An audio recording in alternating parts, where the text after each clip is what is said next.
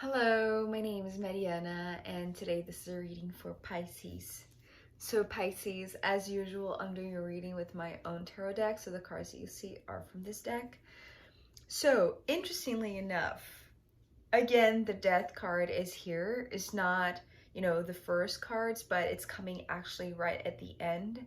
And actually, yesterday I was noticing that the readings that I did so far in April, all of them had the death card in the first part here on YouTube. And to me, well, I think one of them had the death card in the extended, but they had all of them the death card in the reading at some point. And here it is also for you, Pisces. But I feel like what is coming through today for you is the realization that you have been pulling things from the depths of you, that now all of this is coming to the surface with so much potency, with so much momentum, with so much wisdom, to be honest. More than moment, I feel like the momentum is coming from you, because it's like you might feel this like you are re-emerging from the depths. You are coming to the surface of your self-confidence, your self-esteem. It's like you're regaining all of that. It's like you're becoming passionate for life. You are falling in love for life again. You are inspired to do whatever you have to do and go through whatever you have to go through. Because I feel like until this moment, it's almost like you knew how close you were, but you knew also how you had to pace yourself, because if you let the momentum take over, it's like it would be too much mentally, especially because it's almost like the entire process here that I'm seeing, I'm going to show you the cards, Pisces, but it's something like going through a mental burnout and making your way out of it and finding your way through it in a way that you're not going to be harmed, or there are not going to be any future damage. It's like if this is resolved in a way that it seems like you are resolving it in a slow pace, allowing yourself to go step by step, it seems like this is going to be dealt with once and for all. And once you make your way to the surface of the water, it's like you're free. Essentially, you're free from the baggage of that, or you're free from, well, perhaps we're talking about you learning that lesson so it won't need to be repeated. So we're beginning with the High Priestess, and you see here how there is this part in the middle that it was showing me something like an anchor that is being pulled from the depth of the ocean and coming to the surface, but with great momentum. So there is a lot. It's because these sides are the waves, or like the impact of this reaching the surface after coming from such a long way deep in the ocean. So all of this is just talking about this. Well, it could bring relief, but it's more like a it's like a it's big, right? It's like this punch in your stomach, but it doesn't feel uncomfortable or harsh. It's just like this, oh, finally. It's like you had to give everything that you could, because you're showing up here as the Queen of Wands. So there's a lot of strength in here. But actually what I was seeing with this Queen of Wands, because to me the wand suit, sometimes it brings this image of a tree, and I feel like this is almost like the seed that is in your heart, because the shape of this crown symbolizes to me the heart. So yes, it's the Queen of Wands, the Queen of Fire, and we're going to talk about the fire in a second. But first, it came through with this overgrown seed in your heart. So it's almost like you were keeping something in your heart, and it was squeezed, it was like tight, it didn't have much space. So having this, it could be sort of like a revelation, or like an insight, or you know, something that releases you from this compressed feeling, or something that you were keeping in your heart. But I don't feel like, well, perhaps it could be talking about sharing it with another, but I don't feel like it. I don't feel like it's talking about it, really. It's almost like a burst of, you know, you bursting into tears, or you bursting into laughter, because to be honest, there's a lot of joy in this Queen of Fire, this Queen of Wands. With the Six of Pentacles coming next, what I was seeing was like this train tracks, but you know, those very old, very it's like those first trains that, you know, were built in those very wild, very just very difficult terrains, very difficult landscapes. So, you know, up in the mountains, or in a landscape that is very hard to cross over to get there. So this is, it's almost like this is an old technology, but it was exactly what you needed. I don't know what that means. Perhaps we're talking about, you know, some sort of technique to overcome burnout, or, you know, some sort of depression or anxiety, because the Eight of Swords is coming next, and we're going to see that there. But an old technology that took you in a slower pace. So maybe we're just talking about therapy. Therapy being, you know, some sort of like an older technique than the ones that perhaps we do have today, but very effective, very solid, still very reliable. Because it's almost like this was the rescue, in a sense, of your self-esteem, something that was contained in your heart, but it was compressed there. So it was overgrown. It needed to be expressed. It needed to come to the surface. It needed to be released. Because sometimes I see this also as a release, and you know, coming from this depth of the ocean to the surface with this big burst, it's like I'm seeing this as like a big burst of tears, or a big burst of laughter. You know, just the expression that liberates something that was taking a long time. Especially because here, with the Hangman, which is, you know, typically a card that we could associate with Neptune, and, you know, being suspended or being out of reality, seeing that, you know, everything that you tried to engage with, it's like it never took off, or, you know, thinking that your life was not taking off, basically, Pisces. But with the Six of Pentacles and this, the slow track, the slow progress, the slow climb, it's actually what I'm seeing. And it's like I'm seeing this train climbing up the hill, but because climbing up the hill, but it's like, again, it's like this old technology. So therefore, in order to be steady and safe, it needs to be very slow. So each step that you took before you got to this point, because this feels like this this apex, it's like this it's like reaching the top of the hill finally after this long.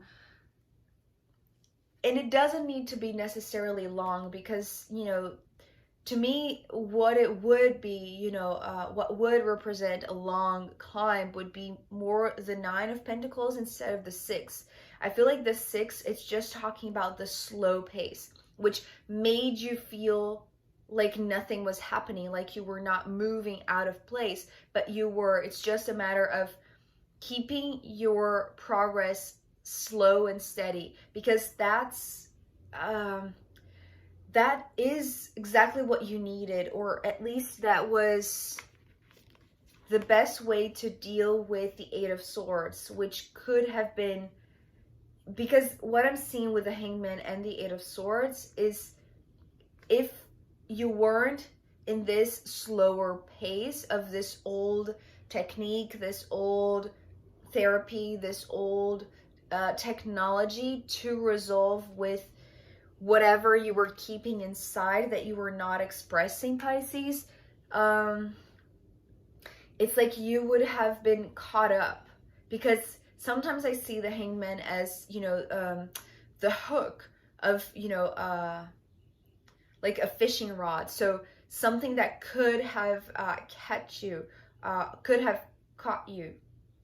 Yeah, I think that's the right way to say it. So you could have been caught up within the mess. It's like this is bringing like a mental confusion, but because it's too fast. And here, because it's really slow and taking its own sweet time to climb up the hill, it's like you weren't caught up. You weren't caught up in your own thoughts, in your own mind, in your own distortion, in your own way of seeing things, but in this murky water, right? It's like, again, going back to this image of you reaching the surface of the water. So it's almost like the deeper you were inside of this, it's like the murkier the water was, because you were closer to the bottom. So it's like it was very confusing. It was very, it's like you couldn't see clearly, because I'm seeing, you know, the bottom of the ocean, but it's not clear at all. It's like you don't have visibility. It's interesting because it's just talking about like the muddy water that you were in, and that if you climbed out of there, or if you were pushed, you know, this could be, you know, the anchor reaching the bottom of the ocean. But because it was there in this place where there wasn't any visibility, it's like you had to allow time to unfold naturally. And it's like not worry about how long it would take, no matter how slow things were or how unmoving you felt like your life was. It needed to be slow and steady so that you weren't caught up in any type of trap, or any type of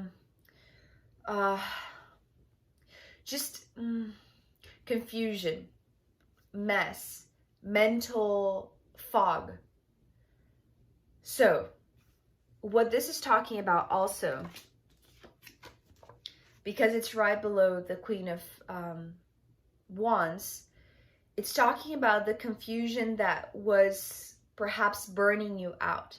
And now comes the fire. Because what this is talking about is that if you didn't let yourself go in a slower pace, you would eventually be caught up and be burned by your own fire. So it's almost like you had this ticking bomb inside of your heart. So whenever you were triggered, or whenever you didn't have any type of visibility, and you felt like anything, you know, anything that you did really didn't have any effect, at least apparently, it wasn't moving.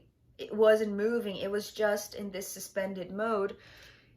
You could have just harmed yourself, but even unconsciously, because there's also something that I didn't mention about this High Priestess.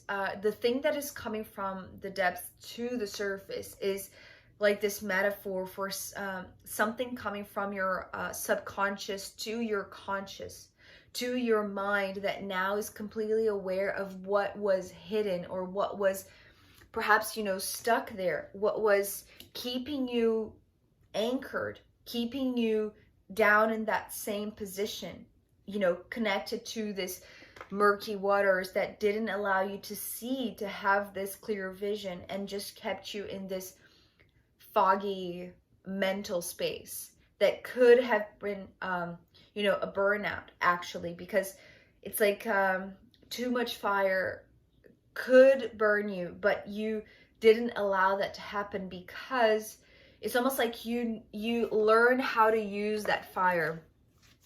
Because here it comes, the Death card. And actually the Death card here is coming through with the fire. It's talking about knowing how to use the fire to your transformation, and not to your destruction. It's like focusing on the rebirth side of things instead of the death. And it's interesting because it's like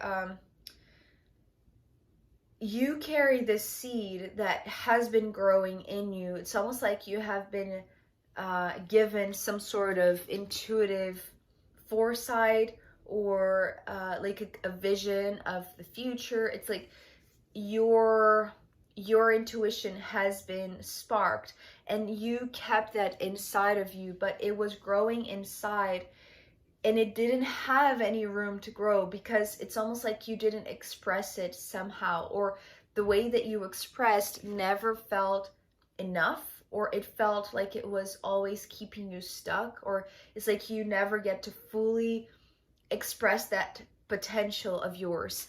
But now that it's coming to the open, it's like you have the realization that the hardest part was done. We're ending with the Five of Swords. So this is actually very, very, very visible now. If you didn't have any type of visibility here and you thought that you were completely caught up or, you know, suspended, or your life was not going anywhere, but it's just that it was moving in a slower pace than you could perceive because the technology was ancient. So it's like in order to keep you in a steady progress, it needed to move slow.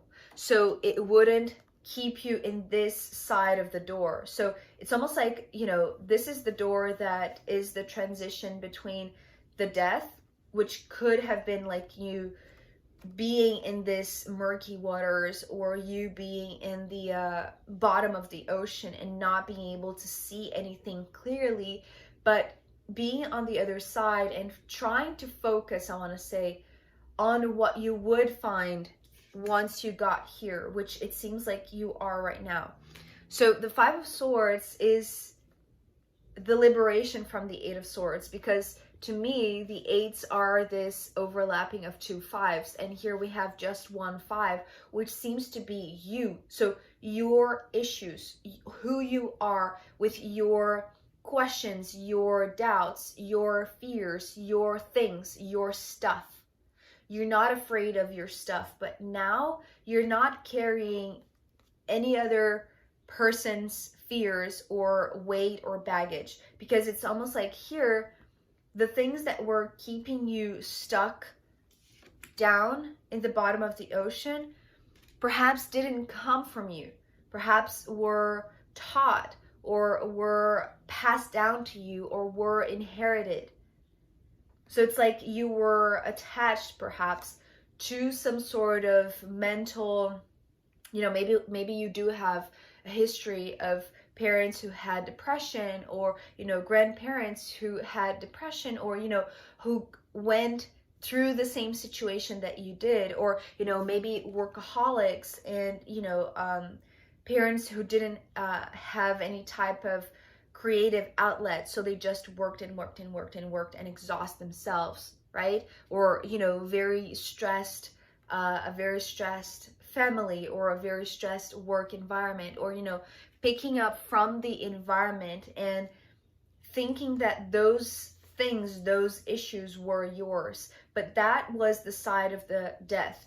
And thanks to this, to be honest, thanks to this slow pace that you allowed yourself to be on, and I feel like, to be honest, you weren't aware that you were in this path, that you were steadily coming out of this.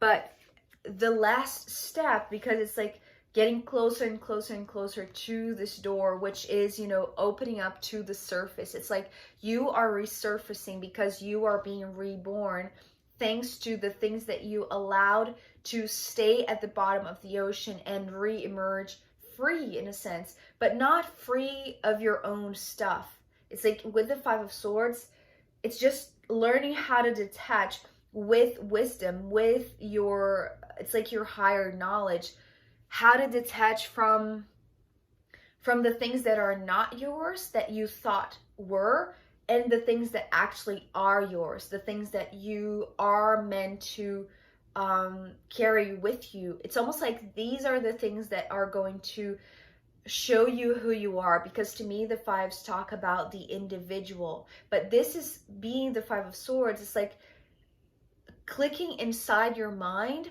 who you are. So it's like this mental paradigm that now is shifting thanks to this transformation, because it's like knowing, it's almost like knowing the potential that you were holding inside of you, but that you didn't get to express, maybe because you didn't have space, because you needed to deal with so much stuff that was, you know, baggage from others, that you didn't have time or space or energy or inspiration to do this. So it was overgrown.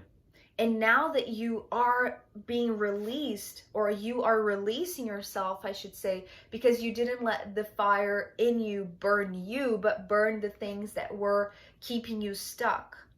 No matter how stagnant you thought your life was to this point, it's almost like this is a breaking through, or a breaking free, actually, from these things, or these thoughts, or these patterns of behavior that were embedded in you, that you were, it's like you were misunderstanding them. It's like you were taking them as your stuff, but your stuff, yes, they were here also. See, because one of the fives is here, but there were other things that were included in your perception of this stagnancy, but they weren't yours. So using this fire in you to not burn you, but burn the things that didn't belong to you in the first place, and knowing how to separate them, knowing how to distinguish them, and let go of the things that you were attached to, or that, you know,